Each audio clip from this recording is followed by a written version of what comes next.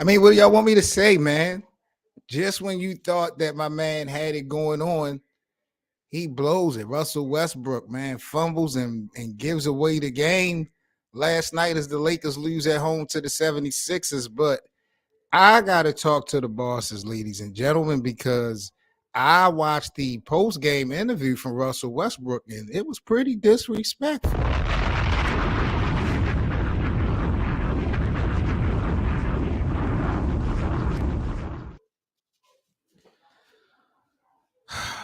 So we definitely gonna have to chop it up and speak about the Lakers games and the Lakers woes and everything else that's going on wrong in LA land, man. You guys are now rocking with the best. Let me get up out of here, man, and get this thing started the right way.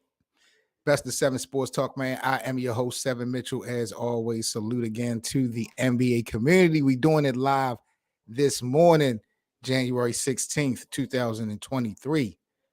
If you guys would like to support the network, you can support me by sending a star. Stars will definitely help the network earn money to make more creative content when it comes to the National Basketball Association. Now, we got to talk about last night, man, and what we witnessed. Let's get right into it. So, I don't know, man. The Lakers had this game close. They did everything they needed to do until the end. I watched Russell Westbrook. I'm not surprised, but I am a little bit disappointed. I'm a lot disappointed, to be honest, because he didn't even look for LeBron in the clutch. I'm sitting here watching Russell Westbrook go down the court. He fumbles the ball trying to ISO Joel Embiid. He gets the ball back. He still doesn't look to LeBron. And I'm like, wait a minute. We got a timeout on the court. LeBron not even moving. LeBron don't even seem like he wants the basketball. It was a nightmare, in my opinion, last night watching this game because the Lakers need every win that they can get in front of them. They need these W's at home and especially at home. You need these types of wins if you can get them. And I felt like, man, Russell Westbrook definitely let us down. So let's talk about it, man. Let's talk about the Lakers losing last night to the 76ers, man. Who is to blame? Who's to blame for last night? I'm really LeBron pissed me off a little bit, a bit, to be honest, because LeBron not only didn't want to take the shot, didn't go towards the basketball, he immediately walked off the court after the loss. I know he was disappointed, but I do not like to see LeBron time and time again do this to his team, just like walk off or want to separate himself, even in a bad loss and a bad decision made by Russell Westbrook. I don't know what Russell Westbrook was thinking. Like I said, having ISO and Joel Embiid, I'm not mad at the original play, especially if you're not going to call a timeout. But Russell was trying to be so fancy with it, and I don't understand because Joel Embiid is nowhere near fast as you, so you're going to be able to get to the rim. Now, Joel is a great rim protector, so that's just a whole nother thing in itself, but you're trying to be all fancy and you blew it. Then you get it back. You don't go at LeBron. I don't know what he was trying to do at the end. Like he got stuck in the air once again. That same old Russell Westbrook came back to harness in the worst way. In the worst way. And then I watched the post-game interview from Russell Westbrook, and he just seems like, I'm not gonna say he don't take this game serious, but he like laughing and smirking at everything. And I'm like, man, this is not funny. And this is your fault. He says he definitely feel like that play was not the reason that the Lakers lost. But I'm like, man, that's a lie. That is a lie. This game was close. You had the ball in your hand and you blew it not once, but twice in one possession. And I always talked about Russell Westbrook and his basketball IQ. He's a great player, talent. He goes at full throttle, but I never felt like Russ was really like a high IQ basketball player. His decision making has been horrible. But I also put blame on LeBron because LeBron, you got to make sure you got the ball in your hand. This is not Russell Westbrook's team. This is not Russell Westbrook's league. There's no excuse for LeBron James not to have the ball in that moment. I don't know why a timeout was not called. It was just a bad possession. And it was the worst possession, and they did it at the worst time. So, that was disappointing. Congratulations to LeBron James, though. He did reach over 38,000 points last night. He had 35 overall. So LeBron did some good things last night, but it wasn't enough when it counted the most. And the mistake making for Russell Westbrook definitely cost him. There's really no other way to get around it. And I don't appreciate the smirks and the laughs that Russell had in the post game. Like this was just not a big deal. This was a huge deal.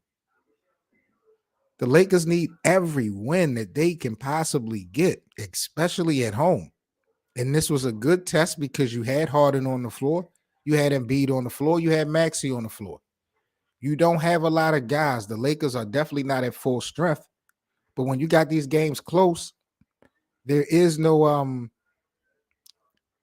courtesy credit. It's either win or loss, and you got to find a way to get it done. So who's the blame? I think the blame really goes around. I'm giving it really a three-way pie. Darwin Ham for no timeout, LeBron James for not being aggressive, and Russell Westbrook for the decision making.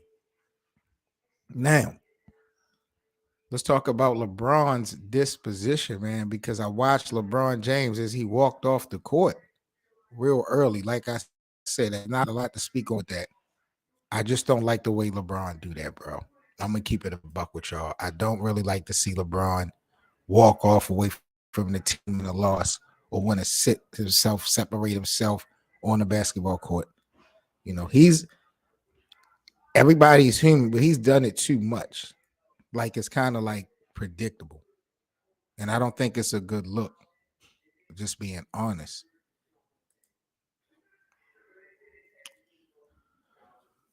Will the Lakers make the playoffs? I mean, I still got faith that the Lakers are going to be playing in April.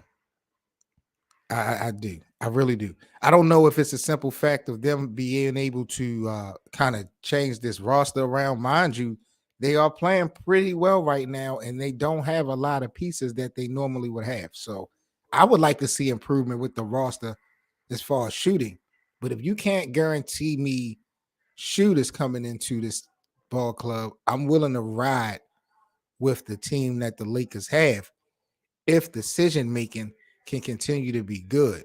Last night we saw horrible decisions, and it cost the Lakers a big time loss. So I'm still riding with the team. I do think that they will definitely have a chance to make the play-in tournament, but anything kind of goes. We done seen so many things happen in the second half of the season, but that's just only one part or one problem.